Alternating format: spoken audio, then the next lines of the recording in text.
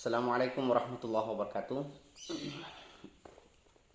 Hari ini adalah pertemuan awal kita berkaitan dengan materi etika profesi hukum. Dan pertama saya mau minta maaf karena pada minggu yang lalu saya belum bisa bertemu meskipun lewat video dengan mahasiswa untuk memberikan materi ini karena beberapa halangan. Waktu itu banyak aktivitas yang tidak mengizinkan saya, waktu belum mengizinkan saya untuk bertemu dengan mahasiswa meskipun lewat video. Nah, karena ini adalah pertemuan awal, saya kira kita perkenalan dulu, kita ta'aruf dulu, karena saya tidak tahu apakah di antara mahasiswa ini ada yang sudah pernah ikut mata kuliah saya atau tidak. Ya, apakah ada yang sudah pernah mengikuti mata kuliah saya, mata kuliah yang saya ampu atau tidak. Tetapi karena tak kenal maka tak sayang, ya, maka saya kira alangkah lebih baik kalau kita perkenalan terlebih dahulu. Saya Sulaisi Abdul Razak. Kalau di dalam tata administrasi saya hanya dikenal dengan nama Sulaisi, ya, tapi dalam karya tulis, dalam dunia maya barangkali yang lebih dikenal adalah Sulaisi Abdul Razak. Termasuk kalau kalian buka Google, ya, mungkin yang akan banyak muncul di sana adalah Sulaisi Abdul Razak daripada Sulaisi. Kata Sulaisi mungkin hanya muncul pada putusan-putusan pengadilan, dokumen-dokumen yang diupload oleh pengadilan negeri maupun Mahkamah Agung berkaitan dengan putusan perkara yang saya tangani. Saya alumni Fakultas Syariah Stain Pamekasan. Ya, dulu Stain Pamekasan, sekarang IAIN Madura. Namanya dulu masih belum fakultas, namanya dulu adalah jurusan syariah IAIN Madura. Nah, saya kekhususannya di ahwal usasiyah, di hukum perdata Islam. Masuknya tahun 2003, lulus tahun 2007, setelah itu melanjutkan di pasca sarjana ilmu politik di Universitas Indonesia tahun 2009 sampai 2011. Tahun 2011 akhir sudah selesai dan 2012 masih di Jakarta dengan dunia aktivisme, dan kemudian 2013 baru kembali lagi ke Madura, khususnya ke Pamekasan. Tidak pernah terbayang dalam pikiran saya bahwa saya akan aktif dalam dunia hukum, khususnya di profesi advokat, karena dulu waktu lulus di ahwal usasiyah di Stain Pamekasan tidak pernah terbayang menjadi advokat karena tidak tahu bahwa ini adalah salah satu jalan dari lulusan Fakultas Syariah, khususnya yang ada di Hukum Ekonomi Syariah dan yang ada di ahwal usasiyah. Oleh karena tahun 2013 setelah keluar dari S2 Ilmu Politik UI, saya baru sadar bahwa jurusan ini penting karena diinspirasi oleh salah satu kasus pembunuhan di Pamekasan yang itu melibatkan ayah dari salah satu mahasiswa IAIN Madura, ya, dulu saya tidak perlu sebutkan namanya, yang ketemu saya dan meminta bantuan untuk menemukan cara bagaimana supaya pelaku pembunuh bapaknya itu bisa dipidana sebagaimana hukum yang berlaku. Karena menurut anak dari korban pembunuhan ini, pelaku ini tidak ditangkap, padahal pembunuhan ini dilakukan di depan aparat penegak hukum. Jadi tidak ada alat bukti yang diamankan, tidak ada satupun pembunuh yang diamankan polisi. Saya mengikuti persidangannya dari awal sampai akhir, karena setelah itu saya merasa bahwa ini sangat penting profesi advokat, karena ternyata mahasiswa yang terdidik belum bisa menangani masalah hukum, apalagi yang belum terdidik. Betapa pentingnya profesi ini, sehingga saya merasa terpanggil untuk mendalami dan masuk dalam dunia profesi advokat. Nah, oleh karena materi ini adalah materi tentang etika profesi hukum, maka tentu di dalamnya adalah etika profesi advokat. Latar belakang saya memang ahwal usasiyah, S2 saya ilmu politik. eh, di bagian politik ini nggak perlu kita bahas, kita fokuskan saja pada etika profesi ya. Dan setelah itu saya bekerja di Madura ini di beberapa tempat ya. Termasuk saya mulai mengajar di kampus IAIN Madura ini kurang lebih sekitar tahun 2015 atau 2016 ya, saya sudah lupa. Waktu itu sudah dosen tetap, tetapi saya mengundurkan diri karena tidak mungkin saya aktif di beberapa tempat, termasuk di partai politik, termasuk saya aktif di dunia profesi, termasuk saya harus ngajar, itu tidak memungkinkan. Sehingga saya tidak mungkin untuk mengurus NIDN karena itu bertentangan dengan hukum. Nah, oleh karena itu saya mengajar khusus untuk bertemu dengan mahasiswa, dan ini DLB. Saya DLB ya, bukan dosen tetap. Nah, materi etika profesi hukum ini adalah materi yang berkaitan dengan nilai, dengan values. Jadi etika, profesi, dan hukum. Saya kira berkaitan dengan etika ini kita akan bahas lebih lanjut berkaitan dengan apa perbedaannya dengan moral, apa perbedaannya dengan akhlak, apa perbedaannya dengan etika ini. Nah, begitu juga profesi. Profesi ini apa sebenarnya? Apa syarat-syarat sehingga seseorang yang melakukan satu aktivitas dinilai sebagai profesi atau bukan? Nah, ini ada batasan-batasannya. Nah, materi ini akan kita dalami dalam beberapa pertemuan ke depan, dan insya Allah saya akan sampaikan lewat media karena kita dibatasi saat ini oleh masalah COVID-19, dan terpaksa saya menyampaikan materi-materi singkat lewat video ya, karena tidak mungkin saya sampaikan seutuhnya, dan saya berharap ada sikap proaktif dari mahasiswa pada saat saya memberikan materi, diikuti dengan proses belajar di rumah ya, belajar di rumah. Dan saya berharap kita bisa chatting lewat WhatsApp group selain lewat video call ini. Jadi kalau ada pertanyaan-pertanyaan yang berkaitan dengan materi ini, jangan sungkan untuk bertanya lewat WhatsApp group, sehingga kita bisa berinteraksi di sana dengan lebih leluasa. Misalnya berkaitan dengan definisi etika. Definisi etika ini dari beberapa ahli. Ini kan banyak sekali. Termasuk kalau kita melihat etika dilihat dari sisi apa? Apa dari sisi filosofis, apa dari sisi teologis ya. Jadi banyak banyak cabangnya. Oleh karena itu membutuhkan spirit dari kita semua untuk membaca, sehingga kita bisa menangkap sebenarnya etika ini apa gitu.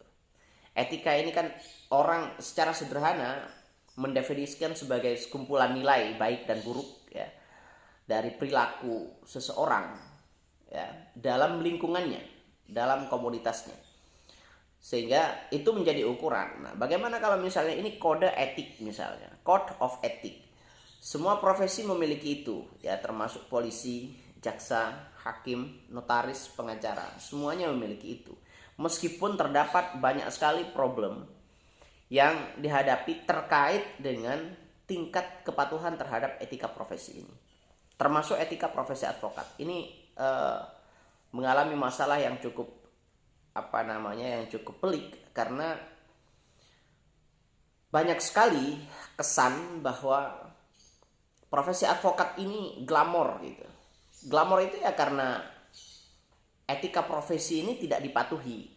Yang jadi problem itu karena sekarang sudah multibar ya. Dulu sebelum tahun 2015 organisasi advokat itu masih single bar. Jadi masih hanya ada satu organisasi advokat yang boleh menggelar pendidikan, boleh menggelar ujian profesi advokat, sehingga satu organisasi advokat ini bisa mengontrol seluruh anggotanya ya, berkaitan dengan pola tingkah dan pola lakunya, berkaitan dengan etikanya dalam menjalankan profesi.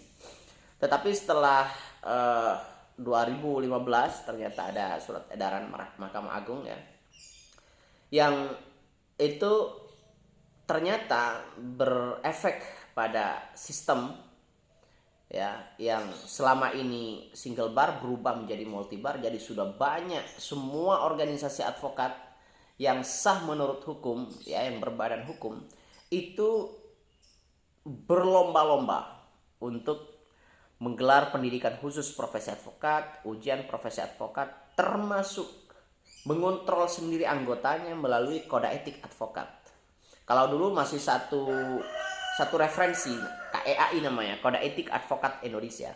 Nah, sekarang kita nggak tahu, semua organisasi bisa saja menciptakan nilainya sendiri, menciptakan kode etiknya tersendiri, dan membentuk komisi etik sendiri, ya, dewan etik sendiri di organisasinya, di organisasi advokatnya.